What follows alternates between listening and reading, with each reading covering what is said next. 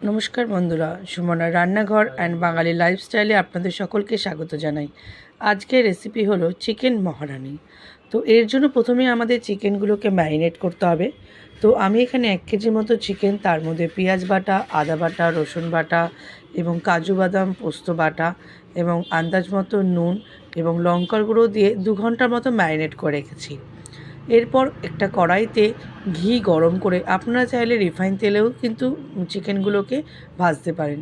তো আমি এখানে ঘি ব্যবহার করেছি। তো ঘিয়ের মধ্যে এক এক টুকরো মাংসগুলো দিয়ে আমাদেরকে ভালো করে লাল করে ভেজে নিয়ে তুলে রাখতে হবে। এবং ভাজা হয়ে গেলে অন্য জায়গায় কড়াইতে যে ম্যারিনেট করা যে মাংস, যে মশলাটা ছিল, তার মধ্যে আরেকটু কাশ্মীরি লঙ্কা অ্যাড করে এবং গোলাপ জল, কেওড়া জল তার মধ্যে দিয়ে ভালো করে আমাদের মশলাটা কষিয়ে নিতে হবে, যতক্ষণ না মশলা থেকে তেল ছেড়ে আসে। এবং ভালো করে কষানোর সময় আপনারা চাইলে আরেকটু নুন দিতে পারেন, যেহেতু আগেই ম্যারিনেটের সময় অল্প নুন দেওয়া ছিল। এবার ভাজা চিকেনগুলো সেই ম্যারিনেট করা মাংসের মধ্যে দিয়ে ভালো করে আমাদের কষাতে হবে।